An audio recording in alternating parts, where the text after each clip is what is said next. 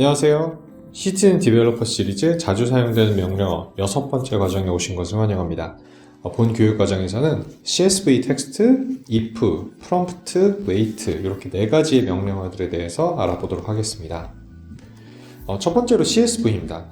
CSV 텍스트 파일을 열어서 이런 CSV 형태의 데이터들을 읽어가지고 처리할 때 이제 사용을 하게 됩니다.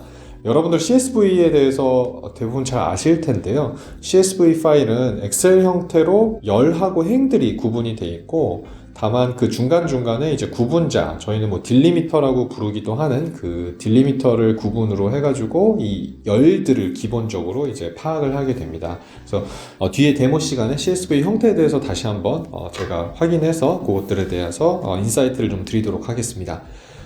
이 명령어는 파일을 열어가지고 뭐 루프나 이런 다양한 명령어들을 통해서 각각의 열들을 읽어서 이 열들에서 제가 원하는 값들을 갖고 처리를 할 수 있게끔 도와주는 역할을 하는 게 CSV 텍스트 파일입니다.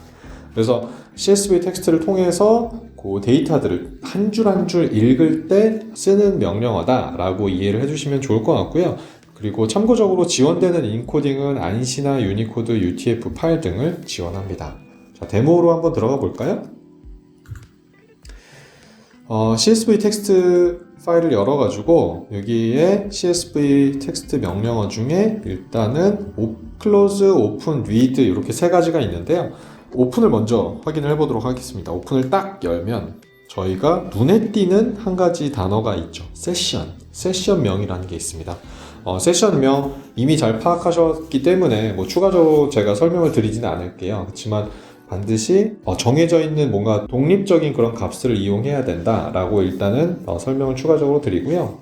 디폴트라고 하는 걸 그냥 저는 그대로 쓸게요. 그리고 파일은 어떤 걸 열 건지도 정해야 됩니다. 왜냐하면 그게 이 세션명하고 연동이 되기 때문에 텍스트 파일을 선택을 하고 브라우즈를 누르고요. 저는 이번에 수학 점수에 관련되어 있는 파일을 좀 이용해 보려고 합니다. 수학점수.csv.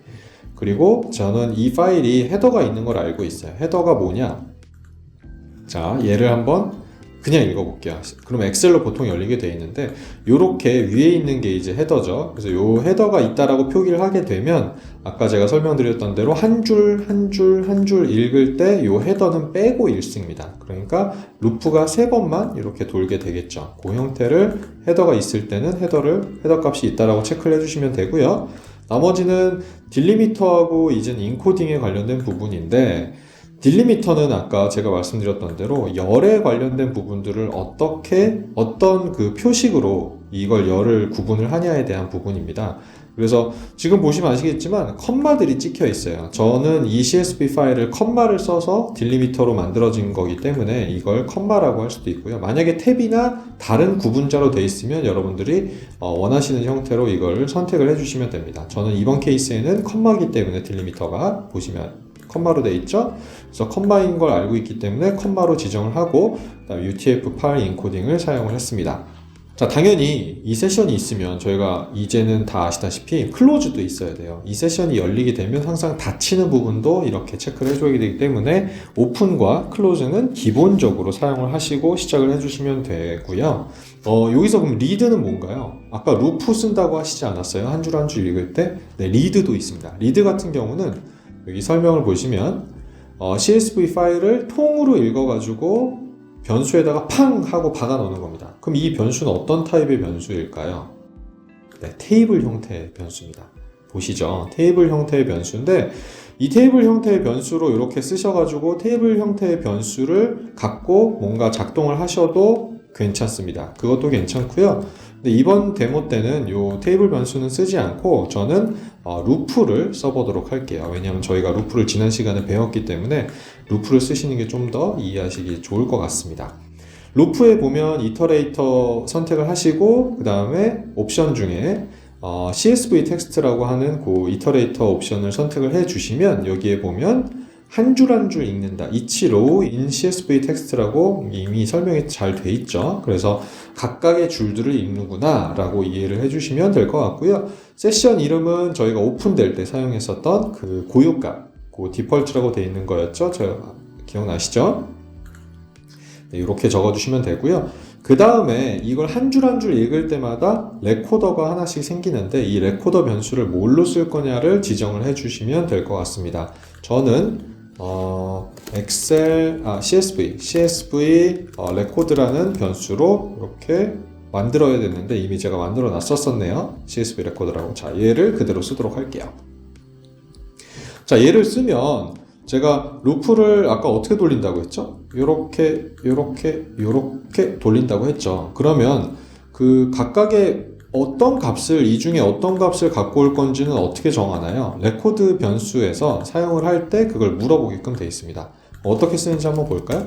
쉽게 저희가 보기 위해서 보통 메시지 박스를 많이 쓰기 때문에 메시지 박스를 여기 안에 루프 안에 들어가 있는 걸로 지정을 해 놓고 변수를 레코드를 CSV 레코드였죠? 얘를 읽고 자, 여기서 정하는 게 컬럼의 부분을 정하게끔 되어 있습니다. 저희가 컬럼을 정할 때 두 가지 옵션이 있는데요. 얘처럼 헤더가 이미 제가 헤더가 있다라고 오픈을 할 때 그 체크 박스에다 체크를 했었던 거 기억나시죠? 걔를 하게 되면 이 by name을 이용할 수가 있게 되어 있습니다. 예를 들면 이 경우에 제가 이름 이렇게 하게 되면 한 줄 한 줄 읽으면서 원숭이, 고양이, 강아지라고 메시지 박스에 띄워주게끔 되어 있습니다. 한번 볼까요?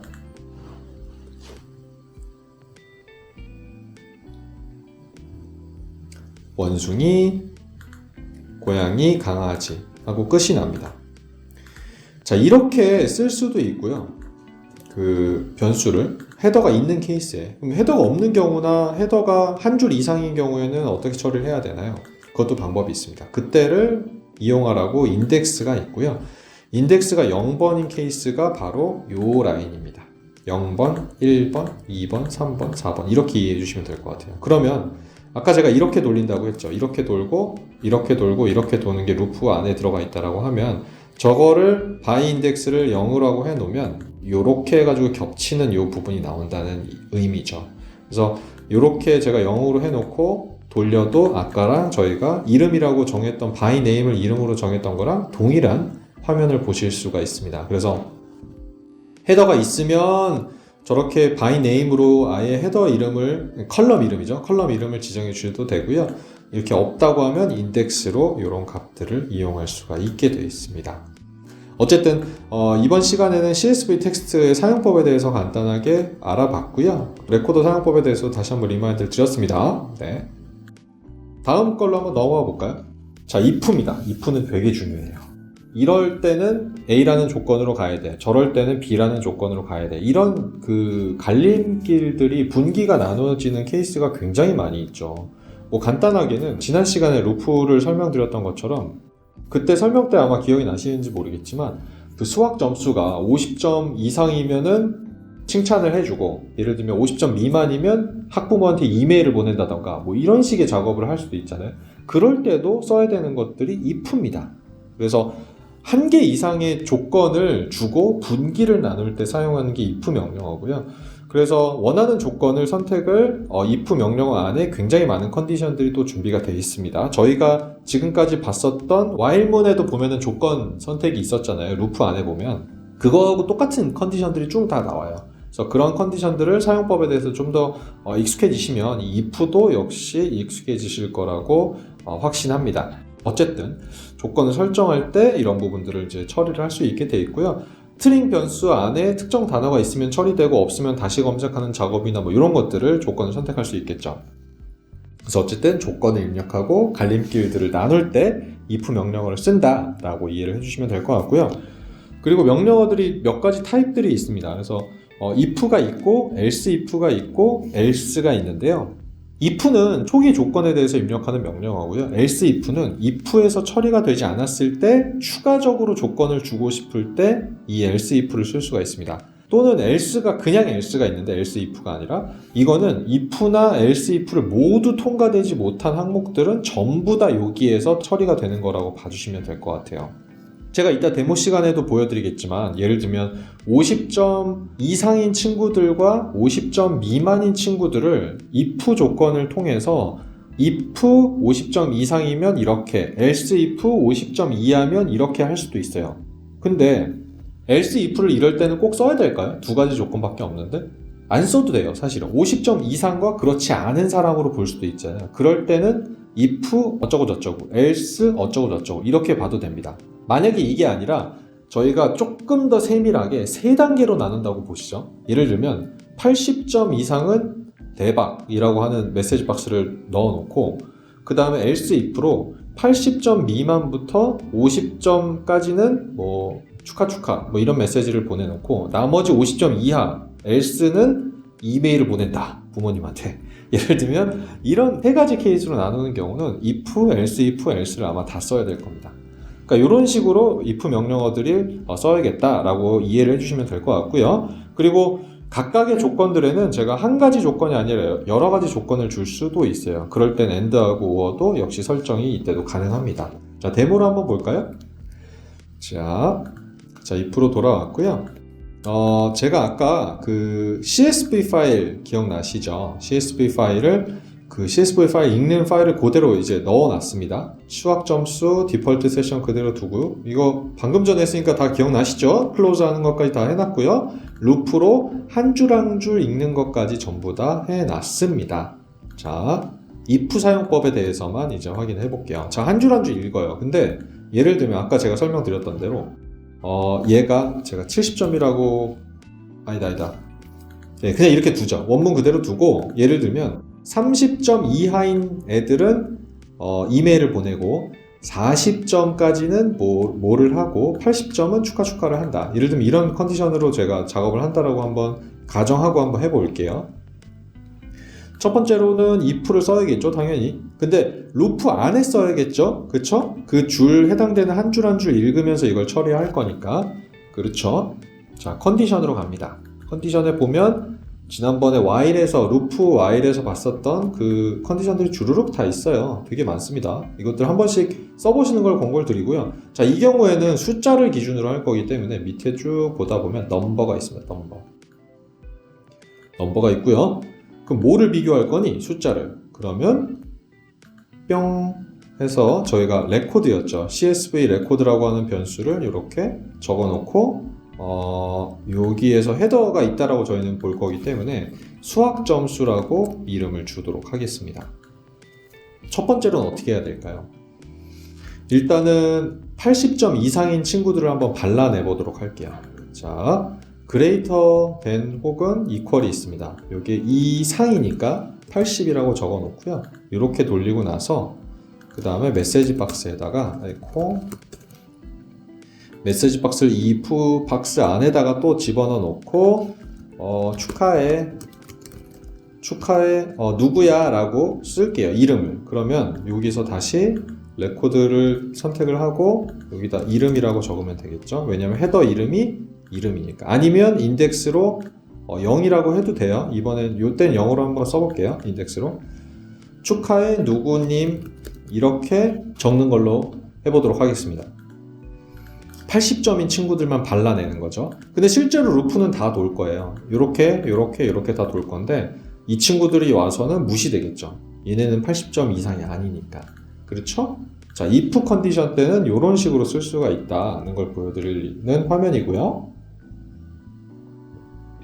축하해 원숭이님. 그쵸? 원숭이는 80점이니까요. 나머지는 무시가 될 겁니다. 자, 그러면 아까 if else 같은 것도 있다라고 말씀드렸잖아요. else if else래요. 네, 이렇게 갖다 놓으면 하나가 더 생깁니다.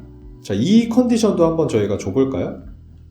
자, 똑같이 넘버를 기준으로 해야겠죠, 이때는. 자, 그리고 이 소스는 기본적으로 똑같죠. 레코드 by name으로 수학 점수 이렇게 주고요.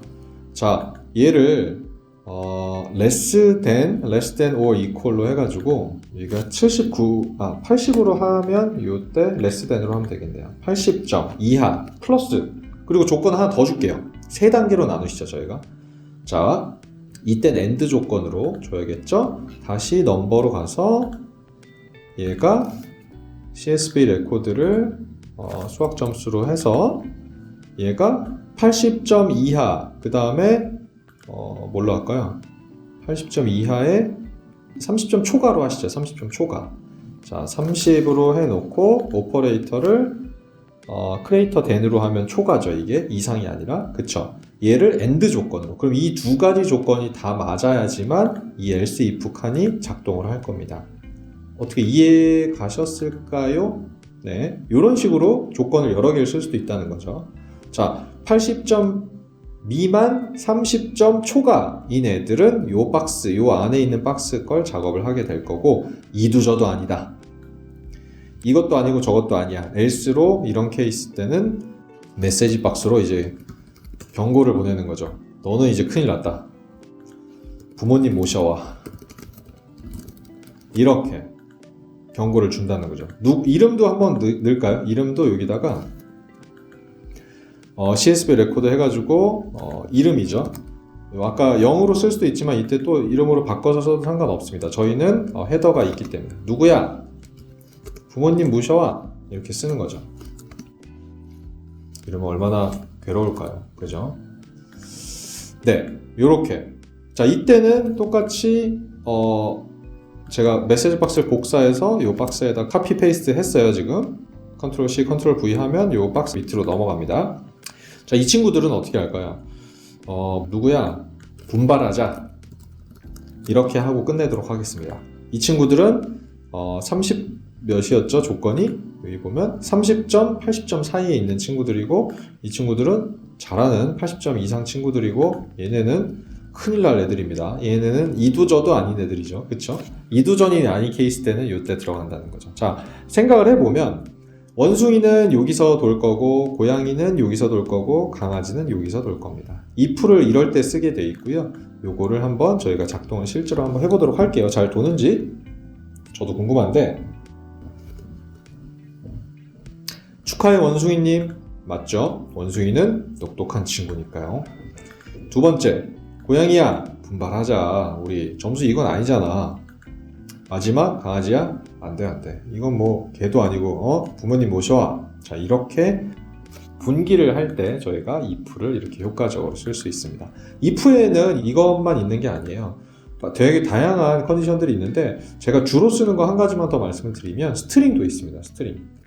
그래서 이름이 누구인 애를 찾을 때는 이 스트링으로 찾을 수도 있겠죠. 그래서 요것들 한 번씩 관심 있는 그 컨디션들이 있으면 한 번씩 해보는 걸 다시 한번 권고를 드립니다. 자, 여기까지가 굉장히 중요한 if에 관련된 부분들을 데모를 통해서 쉽게 설명을 드렸고요. 자, 다음입니다. 프롬프트고요. 프롬프트부터는 조금 캐주얼하게 들으셔도 될 것 같아요. 이거는 사실 자주 쓰는 명령은 아니기 때문에 제가 캐주얼하게 들어도 된다라고 말씀을 드렸고요. 다만 필요할 때가 분명히 있을 수도 있습니다. 얘는 뭐냐면 사용자한테 물어보는 거예요. 봇이 돌다가 중간에 인간아, 이거 너가 답을 해주면 내가 거기에 맞춰서 일을 할게. 약간 이런 느낌이에요. 그러니까 물어보는 거죠, 결국엔. 근데 물어보는 타입들이 있습니다. 네 가지 타입이 있고요. 파일 타입이 있고, 폴더 타입이 있고, 밸류 타입이 있고, yes, no 타입이 있습니다. 얘는 딱 보면 아시겠죠? 파일은 파일 경로를 입력할 때 이걸 쓰는 거고요. 뭐 여러 가지 파일들을 선택하게 할 수도 있어요. 폴더도 마찬가지입니다. 폴더도 폴더 경로를 입력한다던가, 아니면 밸류 같은 경우는 뭐 특정 텍스트나 이런 것들을 입력하게 만든다던가, yes, no는 yes, no를 선택하게끔 해가지고 거기에 발맞춰서 이제 작업을 할 수 있게 만드는 거죠. 자, yes, no인 경우를 한번 생각을 해보면 yes, no도 그렇고 딴 것도 마찬가지고요. if문을 반드시 또 써야겠죠. 그죠? 이 프롬프트를 통해서 나오는 그 담겨져 있는 값들이 뭔가에 따라서 작업을 하고자 저희가 일반적으로 이걸 물어보게 될 거잖아요.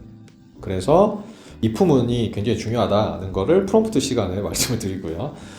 뭐 한 가지 이 프롬프트의 예로는 지금 이 화면에 보시는 것처럼 어떤 처리돼야 되는 파일 명이나 이런 거가 그때그때 상이할 때 사용자가 그래 다 필요 없고 너가 직접 입력해. 어떤 파일을 갖고 시작을 할 거니? 라고 물어볼 때 효과적으로 쓰일 수도 있습니다. 자, 한 가지 전제 조건이 있어요. 프롬프트는. 물어본다는 의미는 뭐죠? 사람이 결국에는 답을 해줘야 된다는 의미고, 사람이 결국엔 이 봇이 도는 동안에 사람이 답을 해줄 수 있도록 대기를 해줘야 된다는 겁니다. 자동화 입장에서 혹자는 아니 이게 사람이 물어보게끔 만들면 이게 무슨 자동화냐, 반자동이지, 뭐 그렇게 물어볼 수도 있어요. 그것처럼 어떻게 보면 사람이 대기하고 있다는 게 마음에 안 들거나 이해할 수 없으신 분들 같은 경우엔 이런 프롬프트를 쓰면 안 되겠죠. 당연히 아예 처음부터 프롬프트를 쓴다라고 가정하면 안 될 겁니다. 그렇지만 뭔가 사람의 판단이 들어가거나 사람이 개입을 통해서 뭔가 작업을 이루는 게 훨씬 더 효과적이라고 생각이 될 때 사용할 수 있는 명령어라는 걸 좀 강조를 드리고요. 자, 데모로 한번 볼까요? 제가 뭐 다 보여드리는 것보다는 한 가지만 한번 살펴볼게요. 여기에 value라는 게 있습니다. 프롬프트 밑에 파일, 폴더, value, yes, no가 있는데 value 같은 거 한번 보면 윈도우 캡션은 말 그대로 그 윈도우 위에 제일 위에 그 어떤 이름이 적혀져 있을지에 대한 부분입니다. 그래서 뭐 타이틀, 저희가 보통 타이틀이라고 하죠. 저희가 아무거나 쓸 수 있고요. 뭐 여기다가는 뭐 값을 입력해 주3 이렇게 할 수도 있습니다. 그리고 뭔가 입력을 받았으면 당연히 저희가 어떤 변수에다가 집어넣어야겠죠. 그래서 이번 케이스에는 프롬프트 어사이먼트에다가 받기로 하고요. 또 메시지 박스, 우리의 친구 메시지 박스를 불러일으켜서 어떤 값이 실제로 입력이 되는지 시스템에서 어떻게 반응하고 있는지 보는 데모를 한번 보여드리도록 하겠습니다. 자, 돌리면 어떻게 되냐?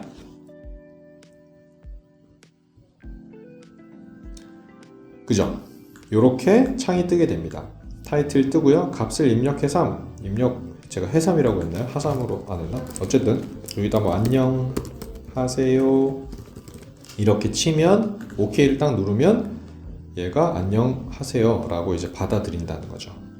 자, 이것처럼 값을 받아들이고 값을 여기다 입력을 해가지고 저희가 할 수 있게끔 쭉 이제 그 사람의 판단을 통해서 중간에 개입을 할 수도 있고 처음에 개입을 할 수도 있고 뭐 아까 말씀드렸던 대로 파일명을 중간에 받거나 뭐 이런 부분들을 처리할 수 있는 게 그 프롬프트의 역할입니다. 그래서 이런 것도 보면 파일명을 물어보거든요. 파일명을 어느 변수에다 저장을 할 건지 이런 것도 이제 다 저장을 하게끔 되어 있는 게 이제 프롬프트의 역할입니다. 여기까지 간단한 프롬프트의 데모에 대해서 이제 살펴봤고요. 마지막입니다. 마지막은 wait인데 저희가 딜레이라고 하는 명령어에 대해서 배웠었죠. 딜레이의 한 가지 특징은 아무런 조건 없이 무조건 기다립니다. 그게 30초 기다려 라고 하면 아무런 조건 없이 30초를 기다리게 할 수도 있어요. 그럴 땐 딜레이가 유용합니다. 근데 한 가지 그때 약간 아쉬웠던 거는 이게 좀 더 지능적으로 기다린다는 의미는 뭔가 로딩이 되거나 아니면 화면이 전환이 되거나 아니면 창이 뭐 닫히거나 열리거나를 위해서 기다리잖아요, 일반적으로는. 그렇죠?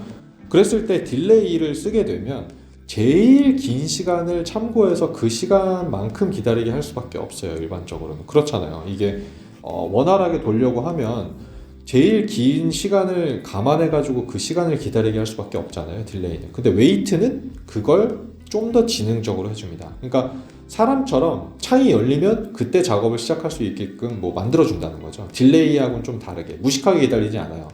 뭔가 웨이트의 타입 중에 이제 세 가지 타입이 있는데 wait for window 같은 경우는 윈도우에 변화가 있을 때까지 기다렸다가 이걸 쓸 수 있게 만들어줍니다.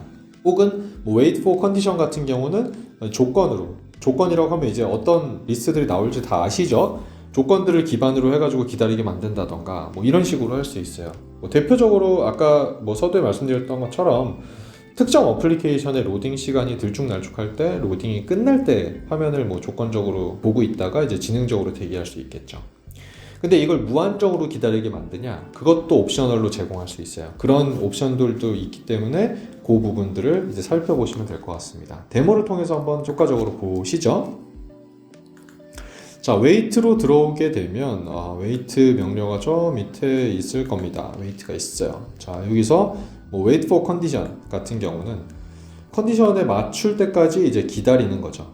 예를 들면 아까 제가 말씀드렸던 뭐 파일이 뭐 존재하는 케이스라든가 이런 경우에 뭐 파일이 이게 생성이 될 때까지 여기서 딱 기다리고 있는 거예요. 딜레이 같은 경우는 이 파일이 언제 생길지 모르기 때문에 1분이면 만들어질 거야 라고 하면 1분을 무조건 기다릴 수밖에 없죠. 실제로는 20초 만에 그 파일이 만들어졌다고 할지라도 나머지 40초 동안에는 그냥 의미 없이 기다리는 게 딜레이였다라고 하면 이 웨이트는 파일이 존재하는 순간에 바로 다음으로 넘어가게끔 만들어주는 게 이 웨이트의 역할입니다. 좀 더 지능적이죠.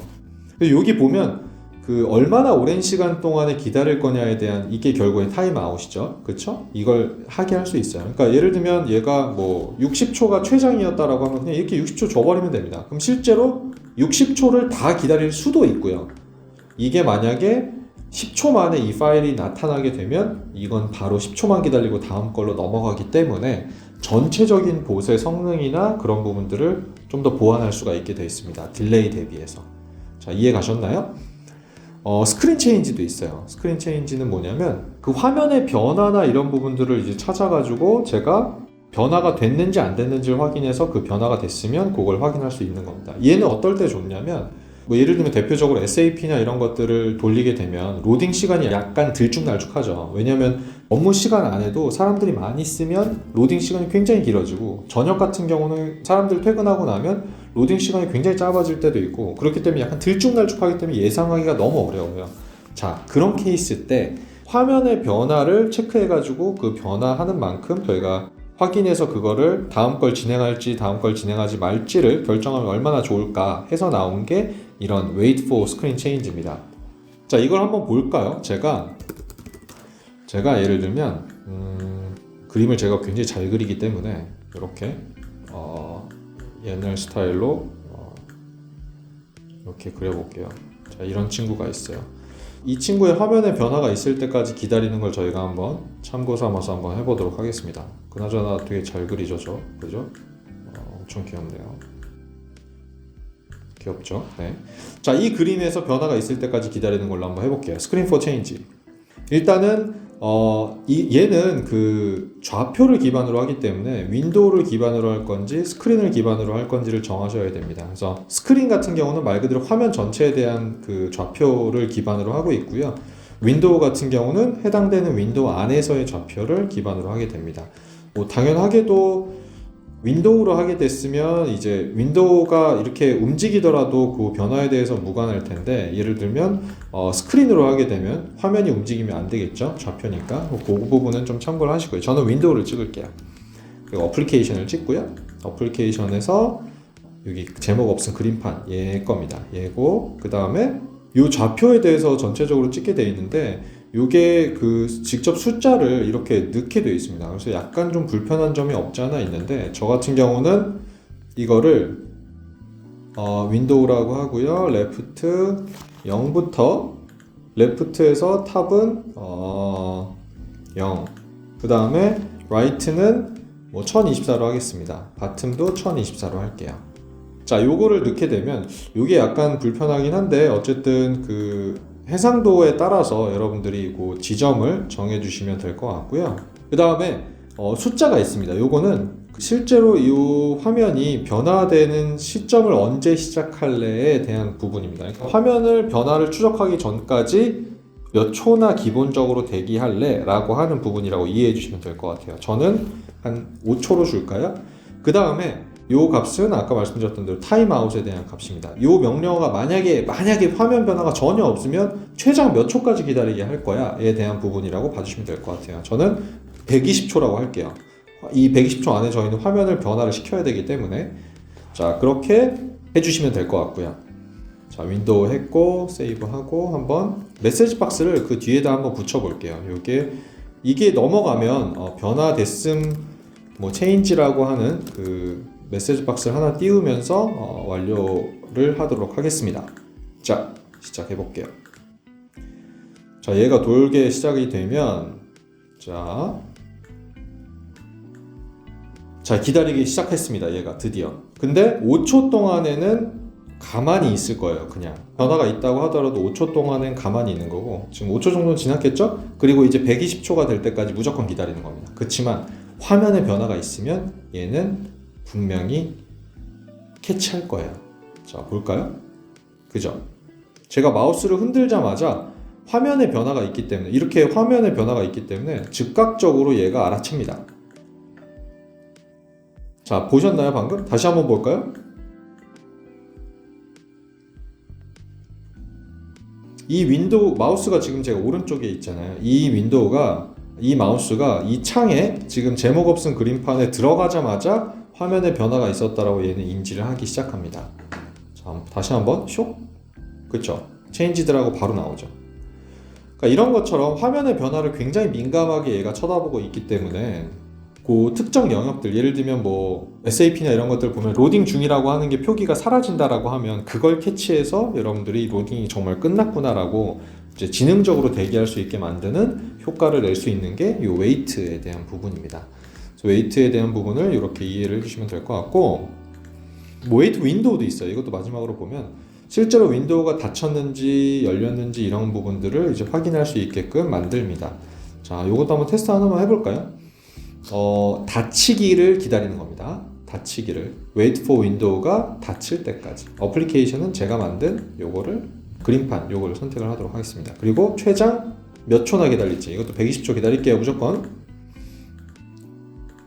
그리고 나서 닫히면 change라고 하는 메시지 박스가 떠오르게 되겠죠. 그죠? 자, 동작해 보도록 할게요. 저 의미는 계속 말씀드리지만 제목 없음 그림판이라고 하는 창이 닫힐 때까지 기다리는 거고, 그게 120초 동안에는 무조건 기다리는 겁니다. 그때까지 계속 기다리는 거예요. 자, 실제로 그러면 제가 얘를 잘 그렸는데 좀 아깝네요. 이거 버리기 아까운데 어쨌든 닫도록 하겠습니다. 닫으면 바로 change라고 바로 뜨는 거죠. 그러니까 언제 닫을지 모르는 케이스 때 이럴 때 웨이트가 좀 더 지능적으로 딜레이 대비해서 지능적으로 쓰이는구나 라고 이해를 해주시면 될 것 같습니다. 자, 오늘 총 4가지 그 컨셉에 대해서 이제 커버를 해봤는데요. CSV 텍스트 같은 경우는 CSV 형태의 파일을 열고 데이터들을 처리할 때 이용을 한다. 그리고 if 굉장히 중요하다고 제가 다시 한번 강조를 드리고요. 1개 이상의 조건을 통해서 이제 분기를 나눌 때 if 명령어가 굉장히 중요하게 쓰입니다. 그리고 프롬프트 자주 쓰이지는 않겠지만 입력을 요청을 사용자한테 하고 사용자한테 받았던 값을 갖고 봇이 사용을 할 때, 그럴 때 사용하는 게 프롬프트. 그리고 지능적으로 조건 기반으로 뭔가 대기를 하거나 이랬을 때 쓸 수 있는 게 wait 명령어였습니다. 나름 중요하다고 하면 중요한 명령어들이기 때문에 한번 살펴보시고 공부해 보시는 걸 추천드립니다. 네, 장시간 동안 수고 많으셨고요. 다음 시간에도 뵙겠습니다. 감사합니다.